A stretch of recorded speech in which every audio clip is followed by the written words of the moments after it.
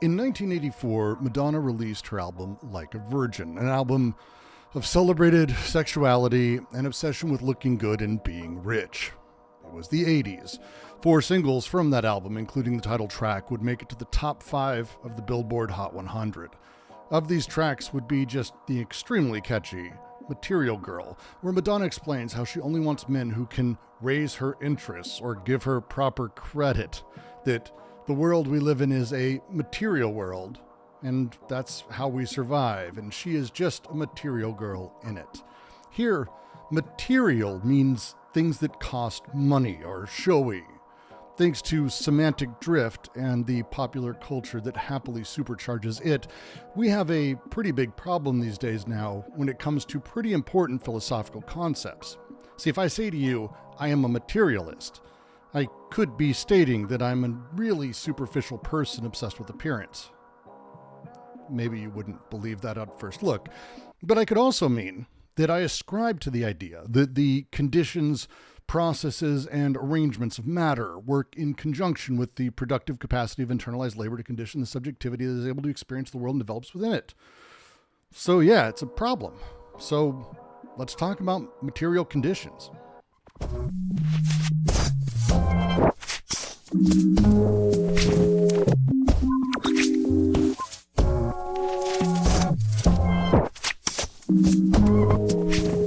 Have you ever noticed how squirrels behave differently in cities versus parks or rural areas? See, in urban areas, they're really bold. You might even be able to hold food in your hand. They sometimes will even come and eat it. But in natural spaces, rural parks, they scatter at the first sign of humans. They're the same species, but they have completely different behaviors. We might call one species friendly and the other skittish, despite being the same in every other way. We happily clear-cut the homes of thousands of skittish ones, killing them in large numbers, destroying everything that they live in. But we will dive into huge amounts of outrage when a single one is seized by the city and killed because it was friendly. We just look at them differently. The environment didn't just simply influence the squirrels. It shaped who they became. It shaped how we see them. We humans aren't different at all. The spaces we inhabit don't just affect us, they create us, they produce us, and they fill us with drives.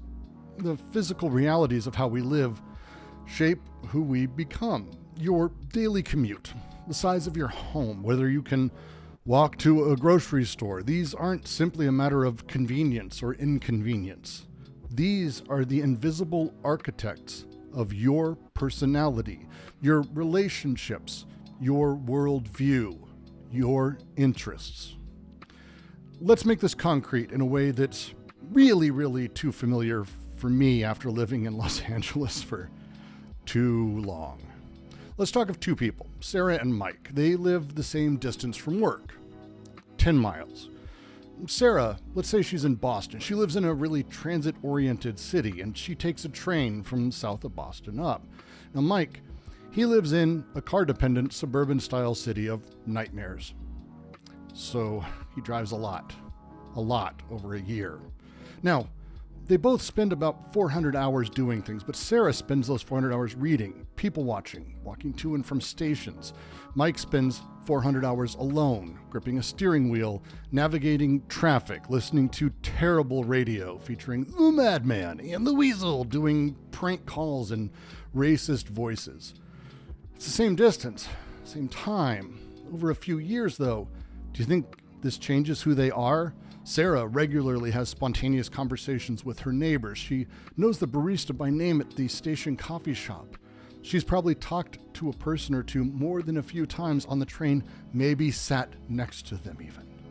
She experiences her community as a series of familiar faces and small interactions. Mike, and everyone else in LA, knows their community as a series of traffic patterns and parking spots. The closest he gets to familiarity is recognizing maybe a make, model, and color of a car that leaves his neighborhood sometimes around the same time as he does. Neither experience is inherently better, but they definitely produce different psychological and social outcomes. Now extend this to everything else in your life. These are the material conditions that produce them, that produce me, that produce you. We're taught early on to consider ourselves as having a unique will, that maybe our genetics or our individuality make us special, make us us, and our environment is secondary and maybe helps. This is, of course, taught to us by parents who spend all the time they can with us, trying to get us into the best schools in the best neighborhoods and eating the best foods. Because you were special to start with, right? Right? Yeah. In the 1980s, Susan Oyama wrote Ontogeny of Information, a seminal work on the debate of nature versus nurture. And guess what it said? There's no such thing. Not really, as either. Instead, both are part of you, and you are the process of both. Your genes, they exist and they grow as they do because of your environment. Well, the environment is what it is now because of your genetics acting on it. They come together. Both are the material of our everyday living. They're the conditions from which we find ourselves made. In my last video, I ended saying that you needed to understand zoning laws if you are to grasp what can be done to change the interests of the American people. And that's because no force has shaped American spaces more profoundly than these incredibly boring sets of regulations. These abstract, invisible lines on maps have done more to determine who you and I are as a society than nearly any other policy, maybe in modern history. See, these emerged in the early 20th century as this well-intentioned tool, seemingly, for urban planning. The story that always gets told is of the Equitable Insurance Building in New York. It's this huge, massive structure in 1915 that cast this 7-acre shadow over neighboring properties. The public outcry led to New York's groundbreaking 1916 zoning resolution, which established rules about building heights and setbacks and how it had to be built, keeping sunlight on the streets. The goal was simple: separate incompatible uses of land. People live and play here, they work here, they shop here. So let's keep factories away from homes. Let's ensure adequate light, good air, plan for growth. Initially, these regulations addressed some of these real problems. The industrial city of the early 1900s was a dangerous and generally Dickensian nightmare of an unhealthy place. Separating residential from industrial makes sense. Humans need sunlight. We need at least a little clean air. Up until then, cities didn't really have planning as we know it. Instead, things got built where things seemed to be needed. More emergently, more in line with the people and desires in it. This works until you hit a certain critical mass of humanity and capital in a single space. You know, when everyone knows each other, you're going through your neighborhood, you see each other daily, even casually. Small towns generally can handle growth. They design their future and plan for it quickly. They can see what's needed. But as capital concentrates, and people concentrate with it, you can't really talk any longer about Joe's store or Cynthia's restaurant. People become statistics, lines, numbers. The unique reality of every person changes to becoming larger aggregates that they either fit or don't. Income levels, job type, your race, cultural background, a criminal history you may have, wealth, marriage status, gay or straight, whatever it is, measurements and abstractions take the place of good town hall meetings. City planning abstractively takes off. This building was a mark of that, and it's no coincidence that insurance companies are the first that were able to build skyscrapers in such numbers and cared so little about the people around them. If you go back and read articles, you will find complaints from people that entire blocks stopped getting any direct sunlight. Imagine living now in the shadow of such progress. Well, you can. It's actually pretty easy. Go to New York. See, the New York Times recently had this incredible piece I will link to below. It's really worth clicking around in, where you can hover your mouse over a spot and see how much or little sunlight that single spot gets. It's called Mapping the Shadows of New York City, Every Building, Every Block. It's a really great piece that really shows the difference if you think about it in summer or winter. See, in winter, there are dozens, hundreds maybe, blocks that get no sunlight at all. It's not really unique to New York. It's a big city phenomenon now. But you may say, wait, Brooks, you said these zoning laws prevented sunlight hitting the streets and prevented this. They did, for a while. Zoning laws aren't laid in concrete like the buildings they pretend to control. Instead, they change. And that change shows what a community values, where their interests are and will be. There are thousands and thousands and thousands of amendments to New York City's zoning laws you can go through. Just Google them and read. I mentioned just one, but it's been overruled and amended, changed so many times it's hard for me to even figure out where it sits now. That one human need in one way addressed in one law, gone almost.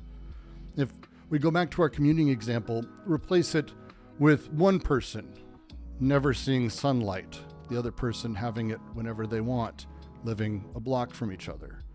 Layer in thousands of other things, access to subways versus parking lots, air quality, type of shops nearby. Do you have a Whole Foods or is it a Corno Bodega or Dollar Tree? Thousands and thousands and things, and you start to see how material conditions that shape who we are exist only at the end of a chain of zoning regulations that do not understand or care about the actual outcome of the human condition. So, let's get hyper-local. This example is going to be overly specific, but this is the stuff that matters. I promised I'd take you through it, so let's do it. This is Camas, Washington. I left Los Angeles for it during COVID, and I have not looked back. It's 26,000 people large-ish, about a 45-minute to an hour drive outside of Portland. It's at the extremes of what suburbia can be. Sure, we have a Costco nearby, alongside a Walmart replete with big box parking lots galore. We have lots of little boxes on the hillside made of ticky-tacky. We have McMansions lakeside that get close to a quarter acre of land inside of their walls. But a 5-minute drive, and we have some of the most astonishing family farms and you pick it organic spaces. All of this exists as it does here because of zoning laws. Here's a map of that same city I just flew you through. It's a lot of colors and symbols. Every city does it different. They all mean something, though. Let's take this example up here in the upper left, this big gray block here. See, this is where Camas actually ends, right before we get to that Costco. All of this is set up to be light industrial business park. In the middle of that, you can see this mixed-use space.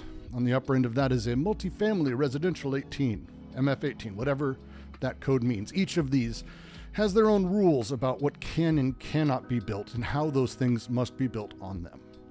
This is the abstract map. Here, people don't matter. It is just lines and plans and property.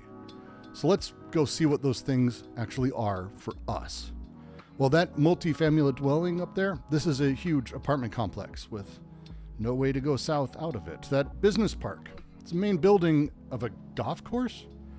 The light industrial space all around this is the rest of the golf course. Well, yeah, it is now. Things exist this way now, but they are made historically, they're made politically, and they're made in time. We got to kind of do a speed run of history. See, once upon a time, all of this was just trees. You saw it's a really damn hilly place. Not a lot of people wanted to do it here, but right off the Columbia, pine logging started going strong. This dude named Thomas Shipler and a friend started a logging company that did it a special way, and it grew a huge amount of business. And with that, land that is now Camas, that he basically wholly owned. He sold parts of it off over time as workers in his company grew, as the small little town got a few people, but eventually he needed more. So he worked with the newly formed group of people who called themselves the Camas City Council and the mayor, and they'd get a zoning change up here in the lake. Those huge homes off the water I mentioned. Yeah, he built that whole development, selling off the houses as he did. Then he got the zoning board to shift things with an exemption for a golf course with just a couple adjustments. But then he was 80 So he quit. He sold the golf course. He really did love the nature side of it. Apparently, ostensibly really cared for all these things. He had a cranberry farm at one point. He sold it to this huge construction company that is big but local. They got the zoning shift for that office complex by the golf course. They built that. Then they got Logitech to move some customer service stuff in there. Good jobs. Every step there's almost no pushback. I really tried to find dissent like there was in New York. Nothing. These things just went through. And that next step, well, it's already started. That mixed use change I showed you, they got that done recently. They're putting in the Lacamas Lofts, this more suburban nightmare housing. More's coming, don't doubt it. Next to the golf course, for example, there was this beautiful field of yellow clover. Endangered, protected. It was called Bradshaw's Lomatium. Really sort of odd clover thing with these really amazingly bright yellow flowers that were really attractive to honeybees, just everywhere. Fish and Wildlife Service actually had it endangered until recently. They wrote specifically about this, that there are 2 sites in southwestern Washington that collectively comprise the single largest population of species with millions of plants. The vast majority of plants in southwestern Washington population occur on private property. It's not under formal protection, but over the years, the site has been consistently managed in a manner conducive to supporting the largest population of Bradshaw's Lomatium known.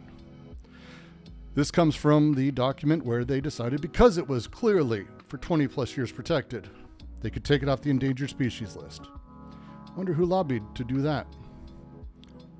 This spring, it was beautiful, stunning. Apparently 90% of all this plant was here, globally, in this one spot. Really bright yellows, odd greens, sort of a cloudy look. Just over a month ago, they tilled the entire thing. Whole thing, plowed for the first time ever, just completely tilled it and tore it up. It's really hard to state how fucking awful this is on a lot of levels. But hey, don't worry, there's an upside. You go play Camas Meadows, set up for a round of golf, they didn't till that fairway that's right there. Why do that? Yet. They will. This set of regulations, these processes is what makes where you live and work and walk and drive. Make you.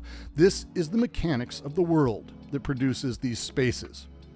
When you own a home, you own anything, once you're in it, your interests will change.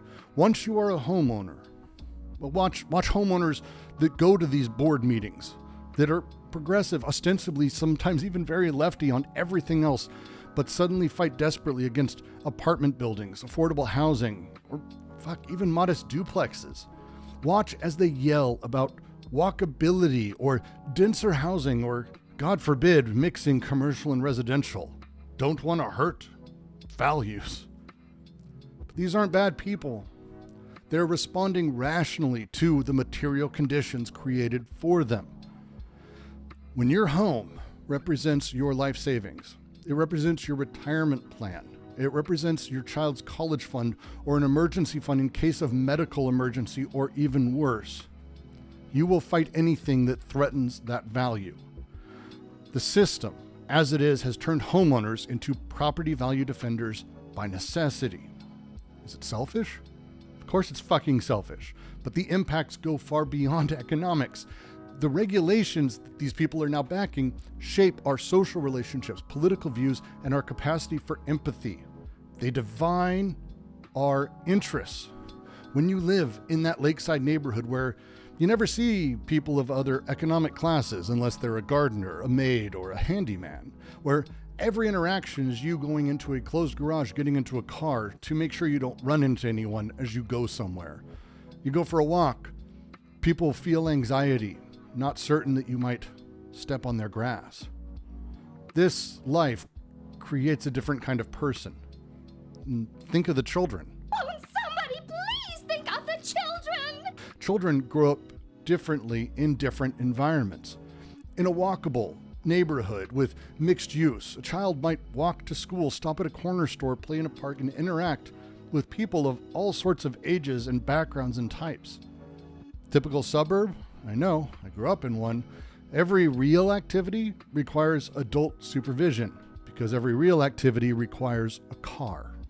I grew up, you didn't run into neighbors. You didn't run into anyone. You saw them through a car as you waved. These experiences create different types of adults with different understandings of community and independence, of friendship, of relationships.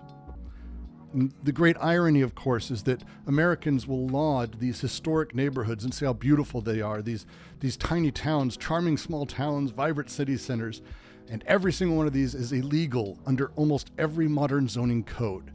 These places that were built before contemporary zoning, where development patterns responded organically to human needs and desires.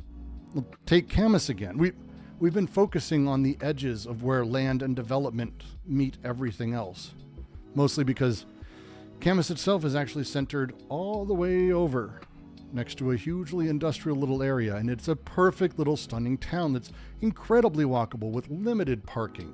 You can let your kid run around, and it has those wonderful buildings. You know, the ones where commercial spaces on the first floor and offices or apartments and condos are above?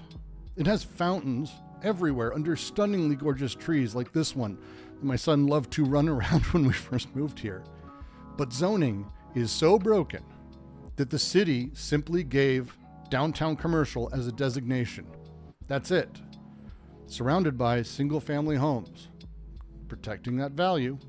The rules cover what already is there. Doesn't allow new. Nothing's coming. It's not nearly as exciting for development as those big fields, the ones filled with endangered clover. Take Portland. Portland, they have fourplexes now, or Montreal's famous triplexes. These housing types create density, but don't have that tall building effect.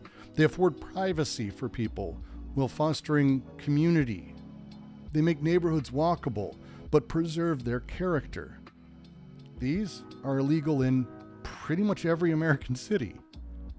But there's hope, because people are starting to understand that cities across America are beginning to understand this connection between zoning and who we become. Minneapolis eliminated single-family zoning pretty much citywide. Oregon legalized duplexes, triplexes, and fourplexes in, I think, all residential areas. Even California, the worst of these, has made it easier to build accessory dwelling units, small secondary homes on existing lots. It's a start. That's California. That none of these changes happened by accident, and they really didn't happen because the moneyed interests wanted them to. They happened because people, us, organized, educated each other, and demanded better. They understood that our material conditions are not natural or inevitable. They exist through choices made through policy. Policy that people make. People we vote for. People we can annoy the fuck out of. And the results are starting to show. In cities that have reformed their zoning, we're seeing new types of housing emerge. Courtyard apartments like I've not seen that create a community in a central space that's not standoffish or fenced off. Mixed-use buildings that bring life to the streets, that are stacked in really creative ways. That missing middle housing is showing up. This thing that provides options between that single-family and large apartment building binary. The question is not for us whether or not we will be shaped by our material conditions. We are. That's it. It's also not about whether we will impact those material conditions. Again, we are. We always do. The question is whether or not you and I will do it intentionally, with an understanding of the kind of people this shit produces. Because in the end, when we regulate our spaces, we're not regulating buildings. We're regulating who we all become. We are deciding what we as a society value, whether we value being isolated consumers or connected citizens, whether we're trapped in cars or free to walk or ride, whether we will know our neighbors or screens. And it may be dry stuff with lots of codes and colors on maps, but that's only the surface. Everything I shared with you is public. You can go find your town the same way I did. Go do it and learn what is happening.